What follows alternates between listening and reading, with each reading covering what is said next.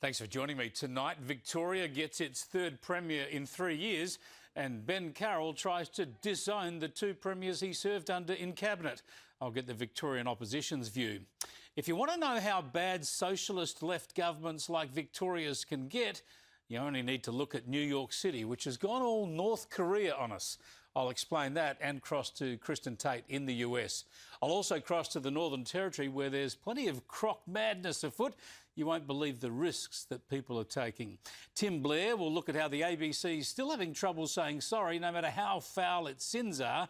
And Stephen and Susie on plenty, including The Castle as a stage play. Tell them they're dreaming. So the country's second most populous state with a basket case economy, Victoria, has a new premier. But not much else has changed. And I suppose given this is the Labor state government that paid more than $400 million of taxpayers' money not to build a tunnel, and then paid more than $500 million not to host the Commonwealth Games, I guess it wasn't surprising that the new premier has taken the job not to be something too. Let me make one thing very clear. I am not Daniel Andrews. I am not Jacinta Allen. That's some selling point, isn't it? I'm not them. So who is Ben Carroll?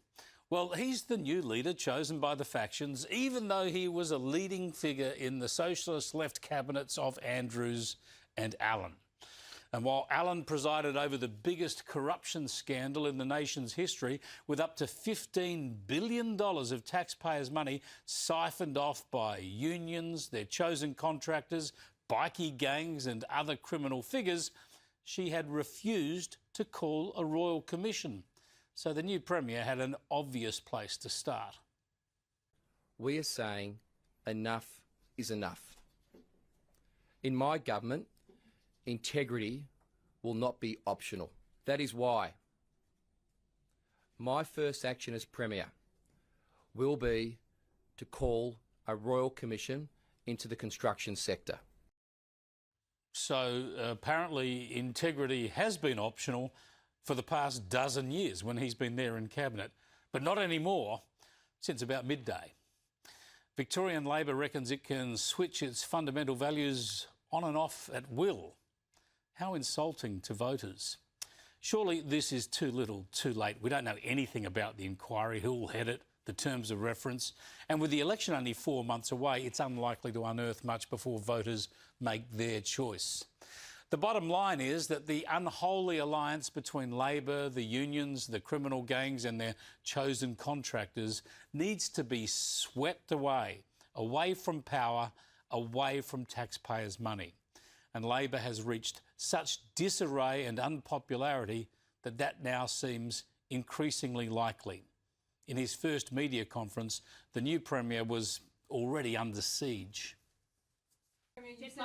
All right, I've got question time soon. I think Jess, you have had a question, I think, haven't you, Jess? Yeah.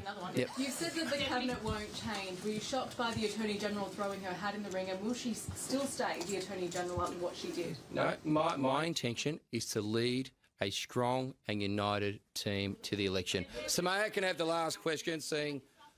Yep. Oh, sure. And when a question went to his deputy, he couldn't get out of frame quickly enough, could he?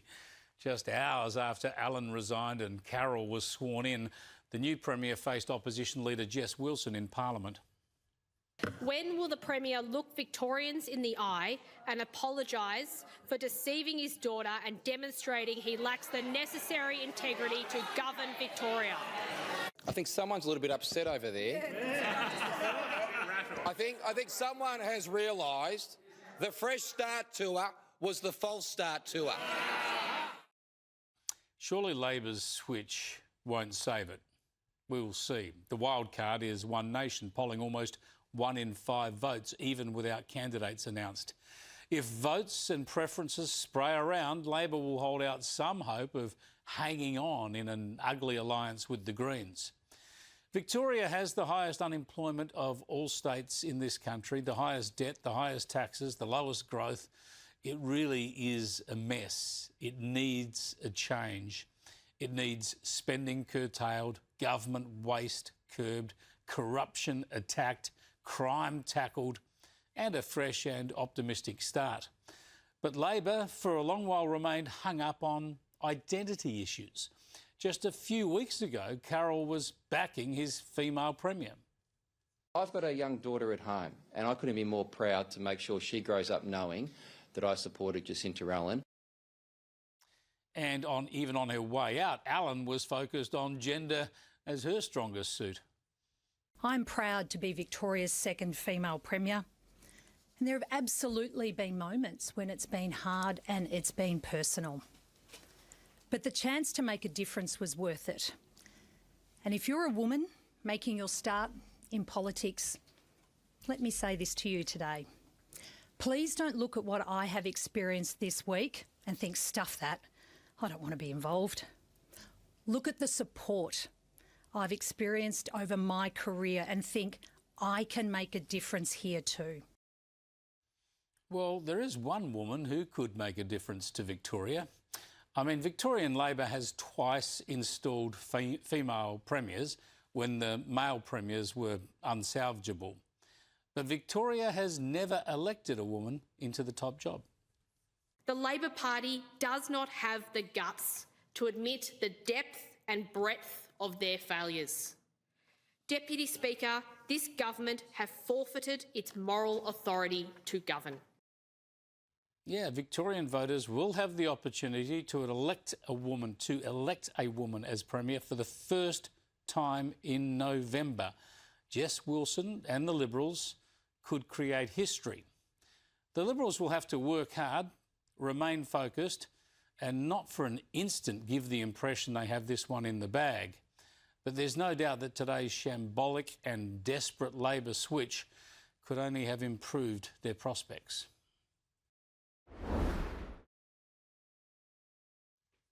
If you want to see how bad Victoria and Australia could get under Labor, if you want to see how insane the socialist left can be, then you just need to look at the madness unfolding in New York City. The ALP is a democratic socialist party. It says so right there in their platform. And the Victorian government has been as left-wing as any government this country has ever seen. And the trouble is that 3 decades after the Soviet Union collapsed and the Berlin Wall came down, too many people have either forgotten the lessons or never learned them. And so in New York City right now, under new hard-left Mayor Zoran Mamdani, this city, the city that is the bastion of global capitalism, is opening government-run grocery stores. Today, I am proud to announce a collection of essential staples that will be predictably 30% cheaper at all 5 of our city-run grocery stores. Yeah, it's a little bit of North Korea coming to the city that never sleeps. Have a look at some local reporting. For anyone wondering how much these beautiful plantains might cost, you can use this QR code. With some showmanship, Mayor Zoran Mamdani announced that fresh produce and other important staples at his government-supported grocery stores would be 30% off the market price, recalibrated monthly. No exceptions, no gimmicks. The savings will last for the entire month. Yeah, the city government runs the store, it pays the staff, and it cuts the prices by 30%. What could go wrong? Well, a lot, of course. And there remains concerns that mom-and-pop bodegas will not be able to compete with these stores. The city is attempting to offset some of that by not allowing government-run grocers to sell hot food, alcohol, and cigarettes, where smaller corner stores make most of their money. Places like this are the lifeblood of our community, and at the end of the day, if we don't keep them open, we're giving into the source of capitalism that's destroying our community as a whole. This is quite extraordinary, isn't it? It's a clear demonstration of how far left the Democrats have drifted. I mean, listen to Mamdani explain away the economics. So we've talked about 5 city-run grocery stores, 1 in each borough, and thus far we've announced La Marqueta in Manhattan and La Peninsula in the Bronx.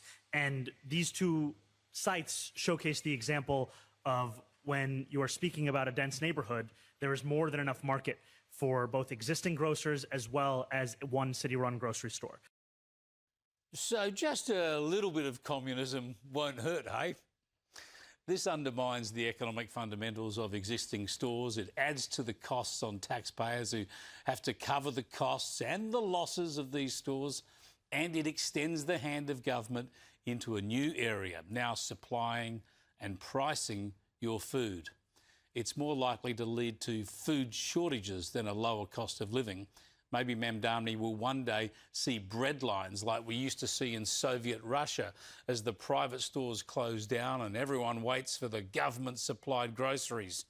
It's as though the political left have had their minds wiped of all memory, of all the lessons of human history.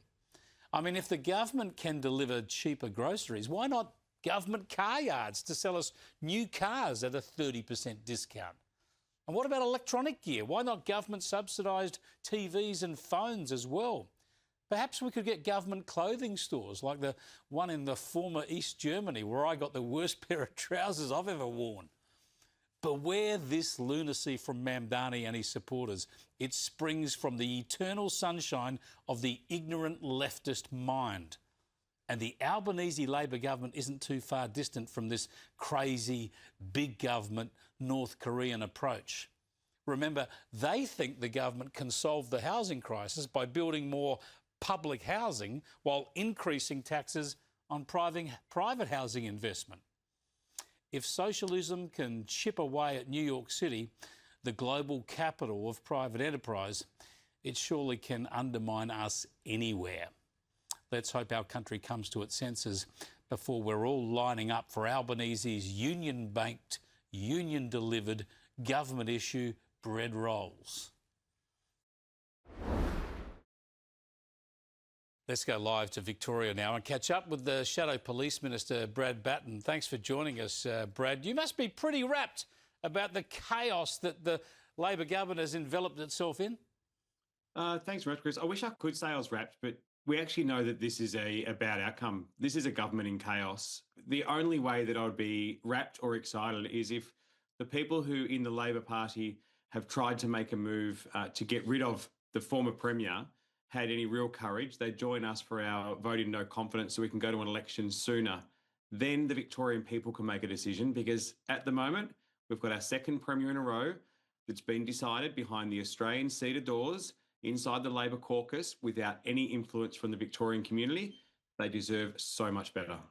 Yeah, let's go to a couple of issues here. One of them is the Royal Commission into the construction issue. Obviously, this is something desperately needed in Victoria, but for the government to announce they'll hold it now at the last moment after they've changed Premier, wouldn't you be seeking a commitment from them to wait on that till after the election so whoever forms the new government can appoint the Commissioner and frame the terms of reference? Yeah, look, we're with you here. To come out now at the very end and say we're holding a Royal Commission, Ben Carroll, who was the Deputy Premier, who has backed not having a Royal Commission for years, has now come out and said all of a sudden he needs to make this change. Let's be honest. It's because of polling. It's nothing else. It's not because he wants to get rid of corruption. It's not because integrity is not optional in his, not an option under him. Let's be honest. They've been saying that for years. We need a Royal Commission that is a real Royal Commission that can look into the Premier all the way down, any minister and any government department. We don't want anything which they put in place that could protect them. Yeah, I would have thought that is the least that Victorians deserve, either a Royal Commission where there is bipartisan support on the details, or one that waits till after the election to get those details on the table. I want to pick up on something else that the outgoing Premier, Jacinta Allen, said today in her press conference. It jumped out at me because it seemed to be completely the opposite to reality. Have a look. I inherited a rising crime rate. My team and I toughened bail laws, started adult time, introduced the Violence Reduction Unit. Crime is now falling for the first time since COVID. Crime is falling under the Labor government in Victoria. All the statistics I've seen, Brad Batten, show the opposite. Car theft in Victoria has gone up 84%, and it was such a big increase here in Victoria that the average across the entire nation has increased, even though every other state's seen a decline.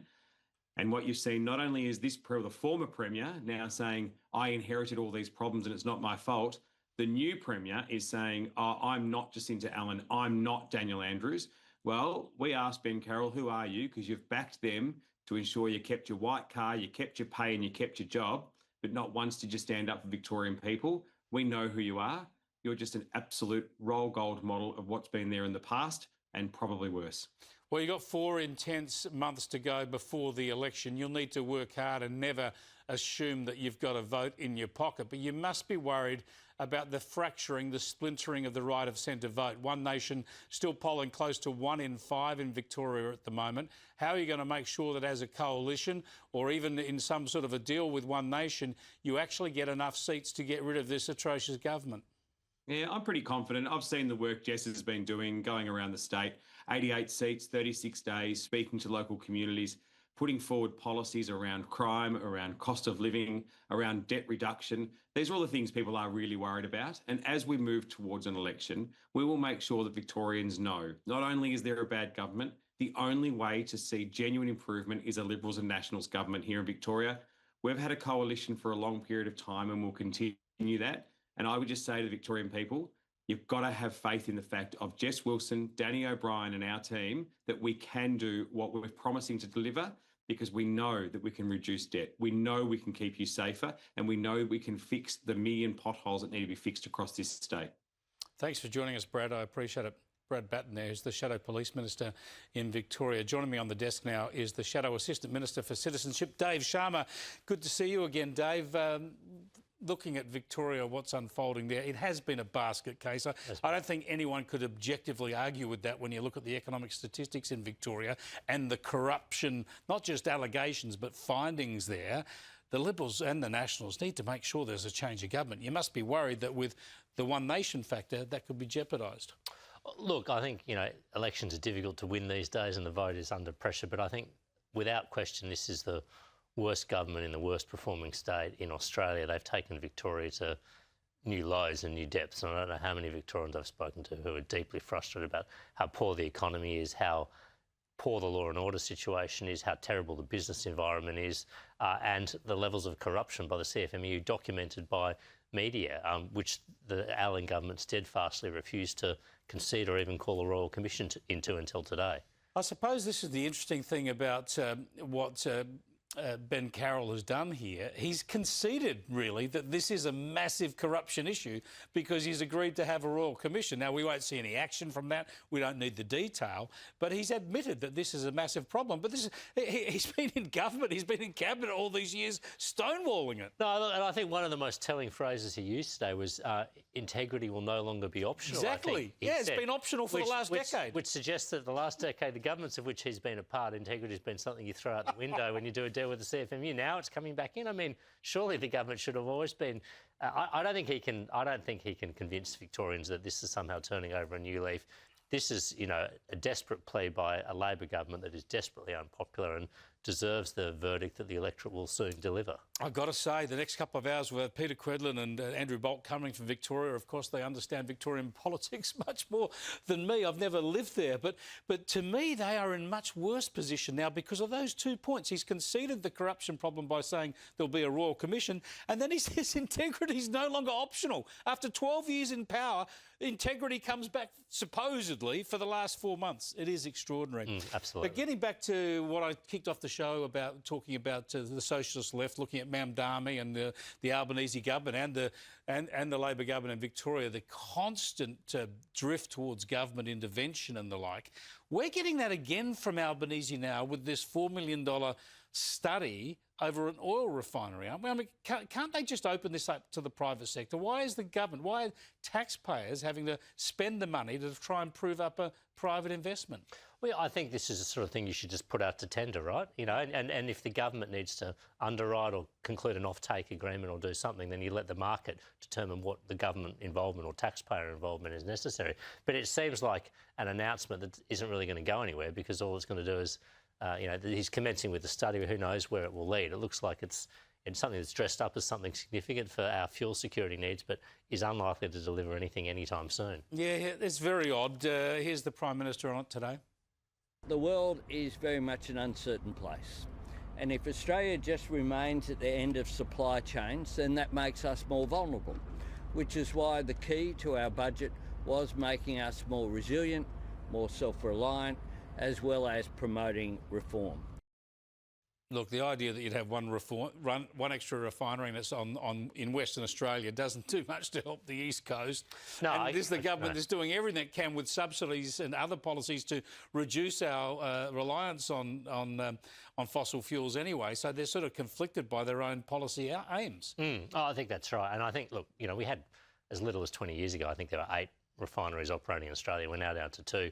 One in the West Coast is not going to service an East Coast market. The cost of transportation will make it prohibitively expensive, just like the gas markets are distinct as well. So I don't think this is going to do anything to address Australia's liquid fuel dependency on outside sources, which has shown to be a particular vulnerability for us. Just before I let you go, I want to plug into your expertise on foreign policy and national security and the ALP conference. We've talked about this, and I had Michael Danby on here last night talking about the terrible diplomacy here and the like.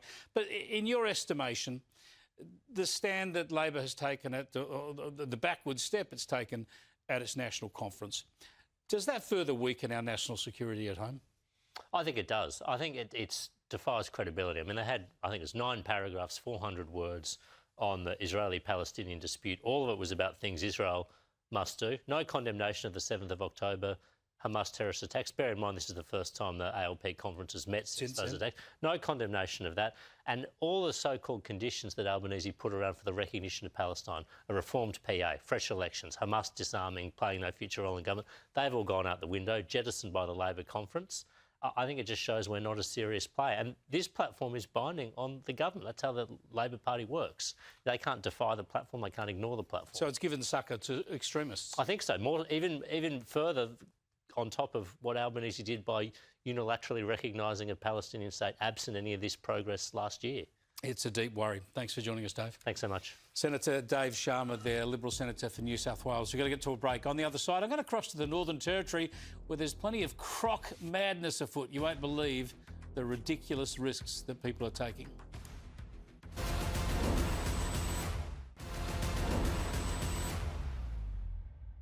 Now, we all love the occasional fun croc story from the Territory, but too often the croc stories are tragic.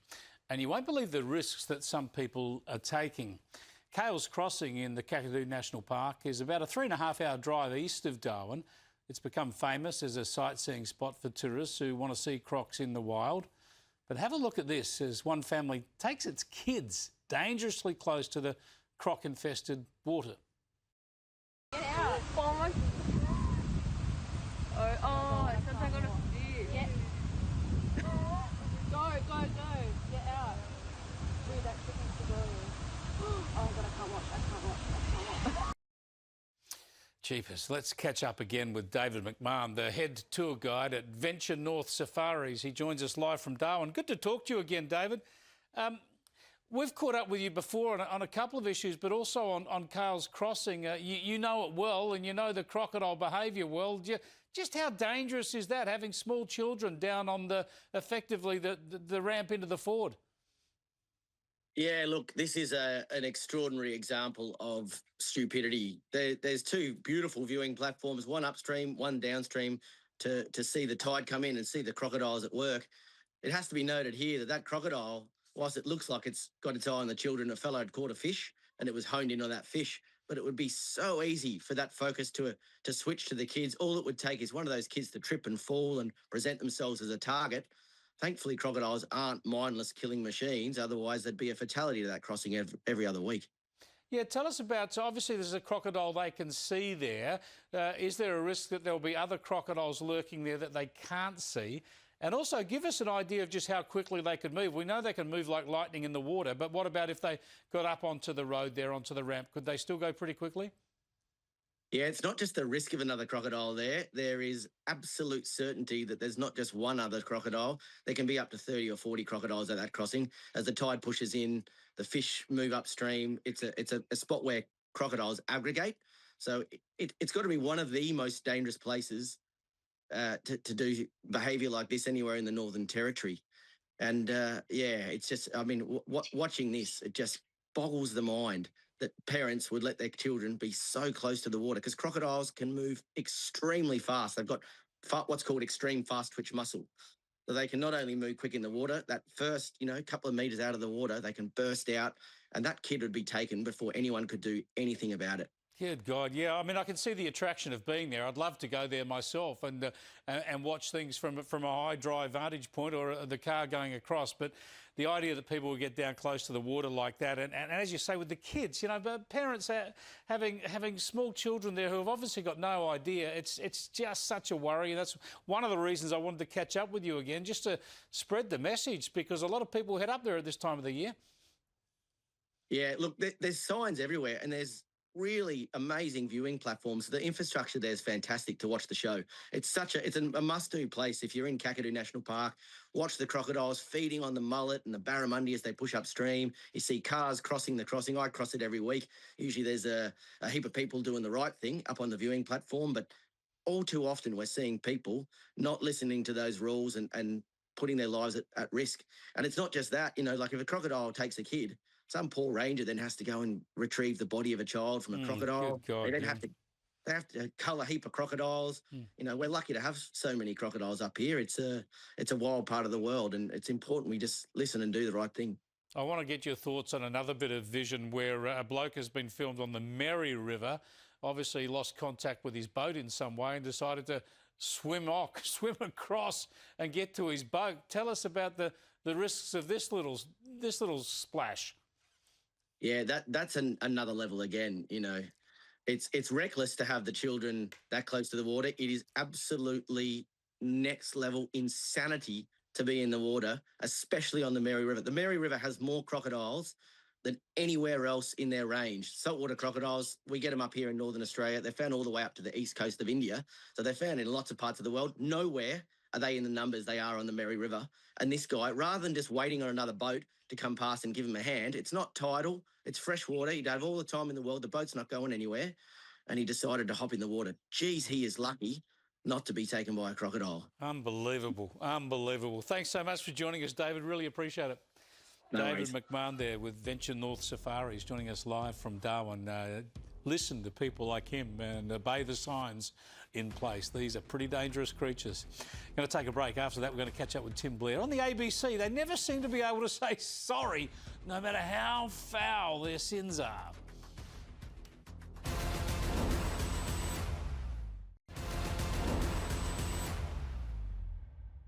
I'm going to catch up with the Daily Telegraph's Tim Blair in just a moment. But first up, I just want to show you something that went to air on the ABC just over a week ago.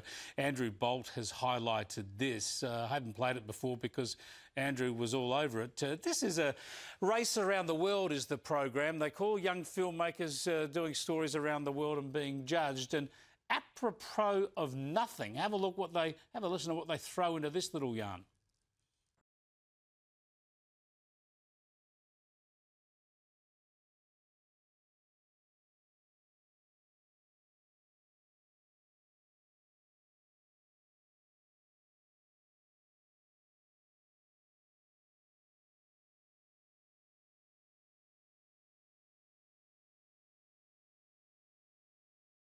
And that's just the start. That image goes on further to describe horrific injuries to be done to Gina Reinhardt. Let's go to Tim Blair now in Western Victoria.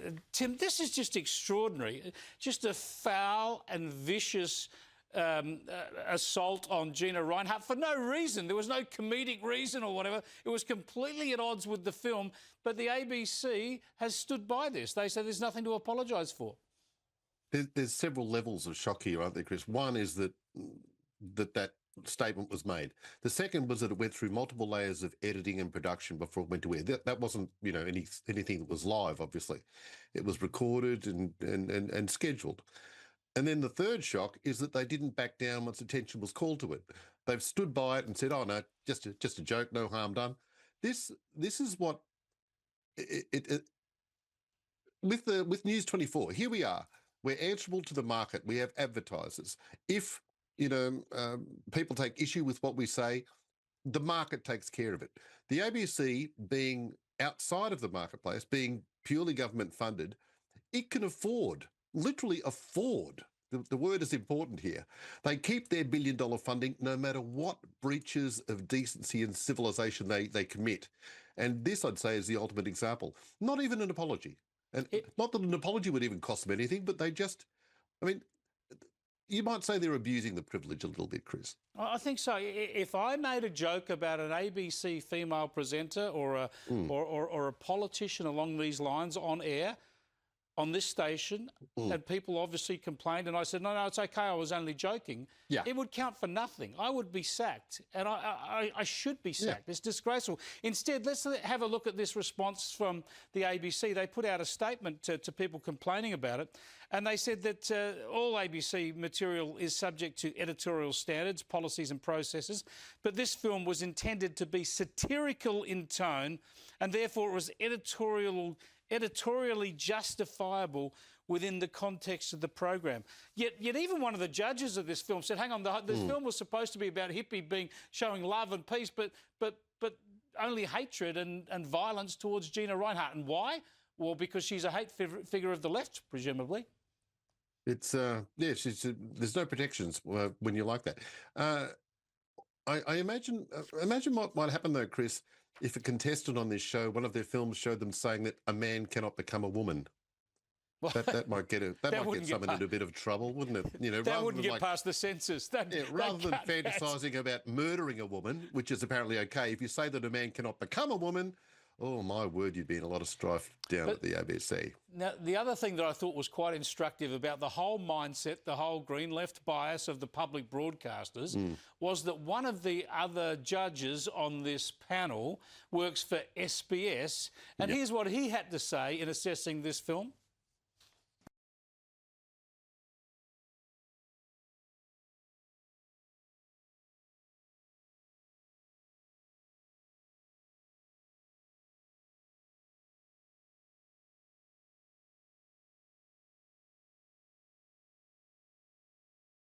Well, it's so funny. They're all attacking Gina Rinehart on our coin.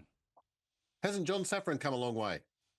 Still on the same show, 30 years. Well done, son. 30 years later on the same show. Well spotted. Now, also, you've picked up the ABC on something in your column. This is a classic. We'll go to the graphic now of how the Foreign Correspondent program is promoting its story on EVs in China. It says, across the country, electric cars Australians might consider to be luxury items are now standard issue vehicles in China. Massage seats, big screens and even fridges are the minimum requirement for Chinese EV drivers, and with charging stations at shopping centres that can recharge a battery in under 5 minutes, there's no such thing as range anxiety. My goodness, how happy we would all be, Tim, living in the People's Republic of China. This is propaganda on the same level as Soviet propaganda from during the Cold War times, you know, record-breaking turnip crops. You know, Tractor Factory 7 has got record-breaking output. Everyone is happy as can be. Besides the propaganda element of this reporting is the fact that it's such terrible reporting. All of these claims about every luxury, every creature comfort is available in these cars. No, the most popular, the standard, the basic vehicle in China is literally a basic vehicle. Yes. It's not loaded up with all the extras that the ABC is claiming, as you'd expect, given that China, the average wage is about a quarter of what it is here. They can't afford all the luxury stuff.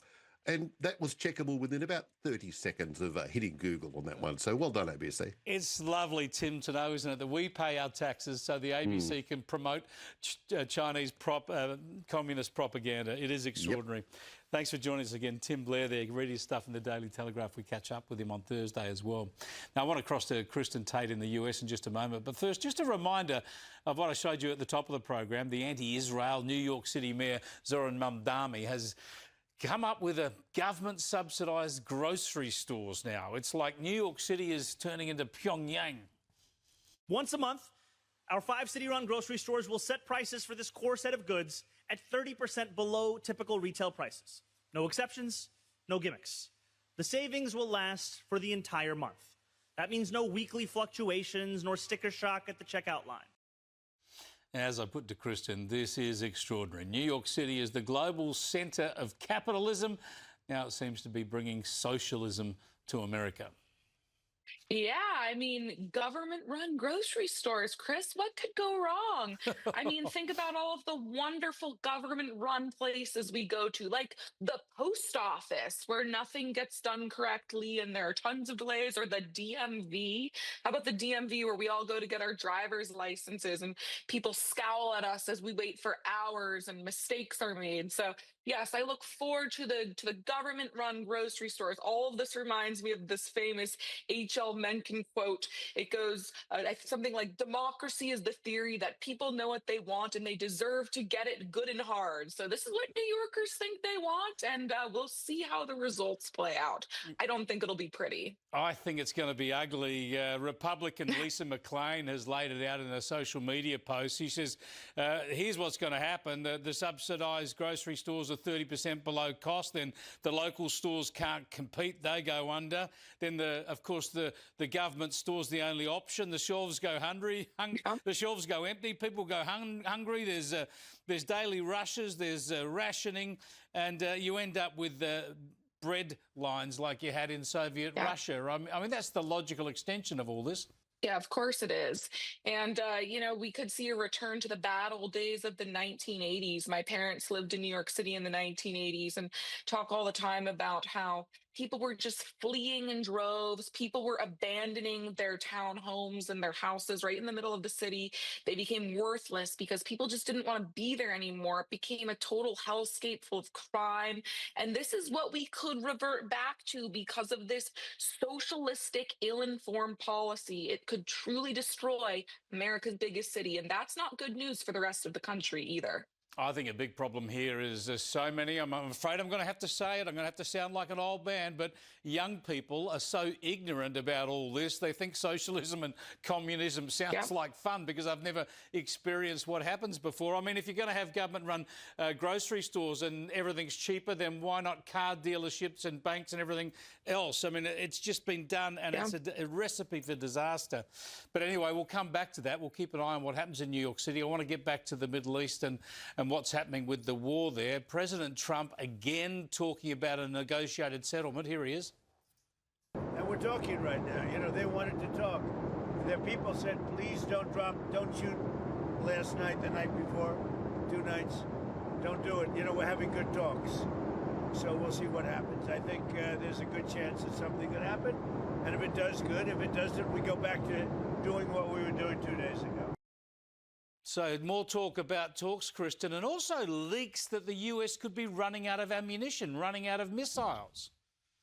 Yeah, truly disturbing. And look, I mean, I hope these talks work out and everything goes well, but Americans are growing increasingly skeptical. Every week we get some new story. It's going well, it's going horribly. We're at war again. Oh, now the war's over.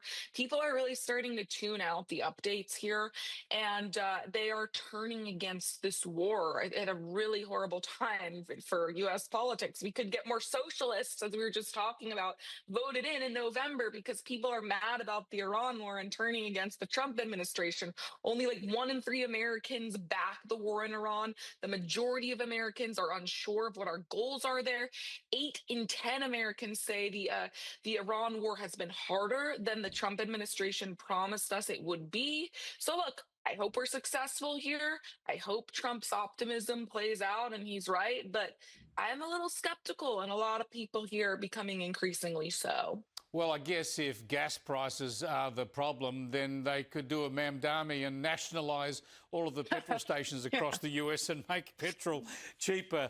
I know that Benjamin Netanyahu's meeting with Donald Trump tomorrow. That'll be big when it comes to this war and the future there. But I just want to move on and go back into the COVID era and the anti-hero, in my view, of Anthony Fauci, of course, who ran the scientific side of things in the US. A new book coming out from him. He seemed... I think it was obvious to all of us at the time that he was pretty much caught up in his own fame. Have a look. One entry from May 2020 reads this way. Big front page article about me appeared in the Washington Post. Very flattering. The situation with my national and international fame is explosive and really unimaginable.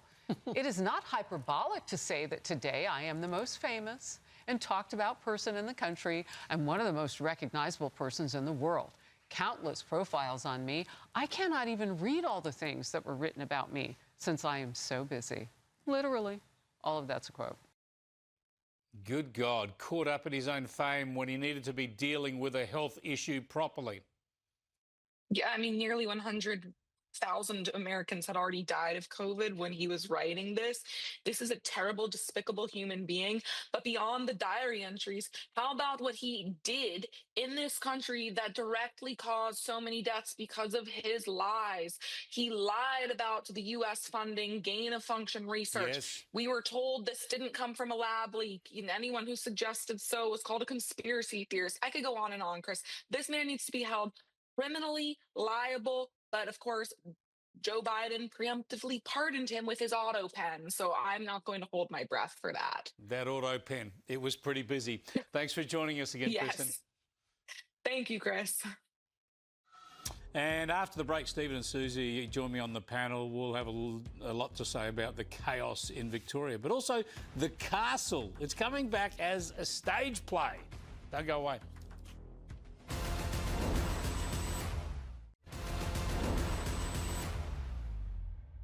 Let's catch up with our Tuesday panel now. And Stephen Senatiampo from Radio 2CC joins us from the People's Republic of the ACT and in the People's Republic of Victoria. Susie O'Brien, National Education Editor for the News Corp papers. Susie, you must be mightily relieved there. You've got a new, fresh start under a brand new Premier. How different will things be? Oh, well, I mean, same old team, really. I mean, slightly different person, same old tired government. Dishonest, divisive, absolutely hopeless. I think people like Ben Carroll. He's a 51-year-old, married. He's got a daughter. He's been the education minister. He has got a nice way about him, I think a lot of people think, but he I don't has think also been Jacinta the Allen Minister and thinks Deputy he's Premier got a nice way in about this. him. Well, not today, maybe, but you know, like he's. And he has been the Deputy Premier in recent years, overseeing all the things that have gone wrong with Victoria. So he's already said two things. He said he's not Daniel Andrews, he said he's not Jacinta Allen, and he's vowed to bring in a Royal Commission overseeing corruption in the building industry. So that's a good start, but I think he's got to do a whole lot more if he's going to turn things around by November. Well, he's also broken faith with his daughter. We all know he's got a daughter because he said that because of his daughter he was standing by the female Premier. Well, now he's knifed her, knocked her on the shoulder at the very least. I think he's made a terrible start, and I want to show you why by showing a couple of things he said today. Here's one of them. Let me make one thing very clear.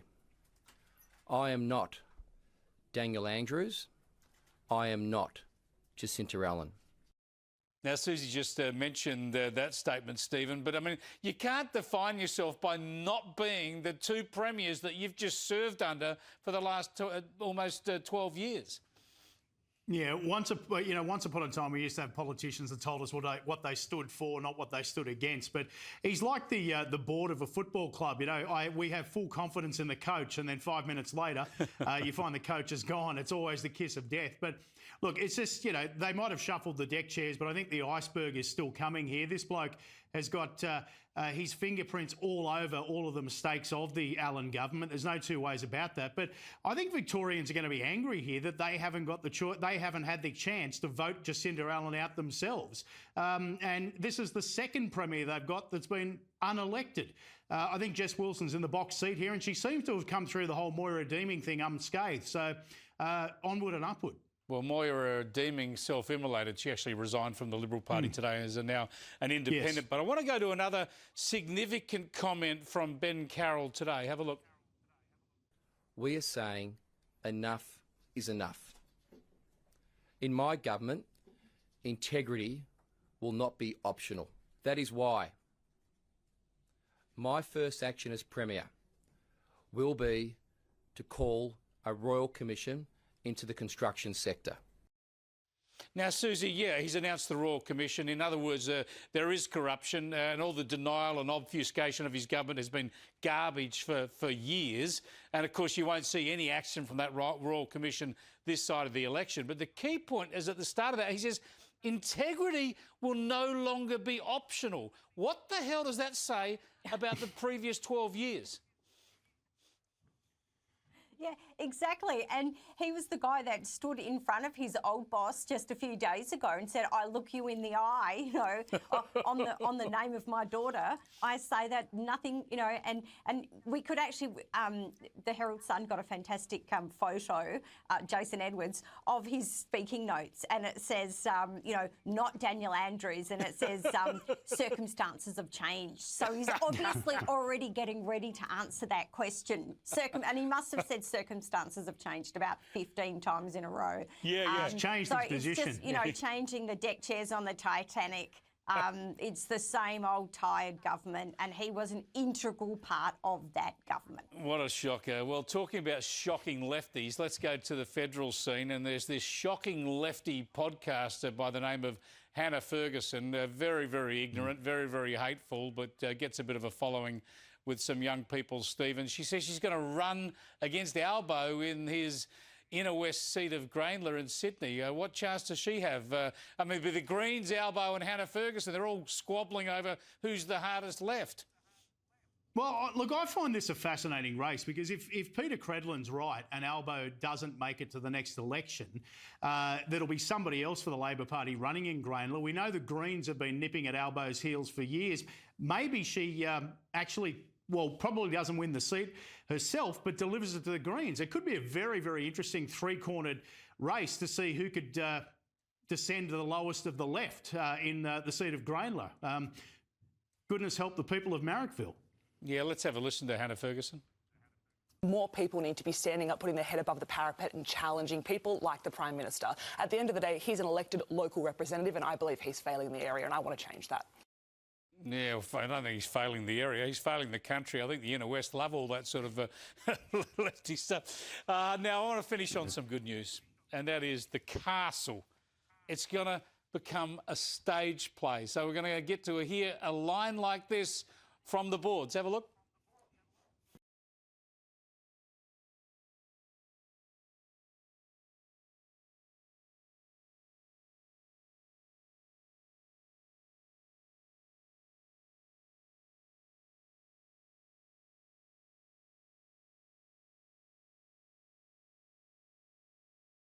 Can't wait to hear how's the serenity from the stage, Susie. And my sister lives up the road from Bonnie Doon, where that was filmed, and every time you go past, you see those massive electricity towers, and we always say to each other in the car, how's the serenity? It is just such an icon so many years later. Whether we're saying tell him he's dreaming, it'll go straight to the pool room. Oh, yeah. It's the vibe. It just doesn't get any better than that. It doesn't get any better. And there's another favourite of mine, of course, is when the prospective son-in-law and the daughter come back from a trip to Thailand. Have a look.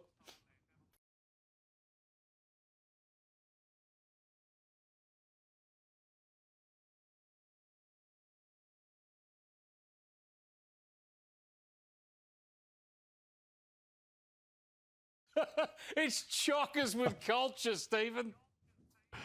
Look, I feel a bit sorry for the prop master having to find jousting sticks, wrought iron gates and 4 ergonomic chairs to get on stage at wherever they're going to play this. Look, the castle was an absolute classic. I think being part of an audience in a stage setting would be absolutely phenomenal to be a part of that, but tell them they're dreaming, Chris. We'll all be mouthing the lines while they're delivering them. Can't wait for it. It's going to be great. Thanks for joining us, Susie and Stephen. Appreciate it. Just another reminder tonight here on News24. Pauline Hanson's going to be in the studio tonight with Paul Murray, answering questions from a live audience. Ask me anything. Pauline Hanson, please explain. Don't miss that tonight at 9 o'clock. Can't wait with that. Caught up with Paul and Pauline earlier. It's going to be a ripper. We are just about out of time. I can't give you any feedback, but suffice to say, most of you aren't very fond of the Victorian government. I'll see you tomorrow night. Here's Peter Credlin.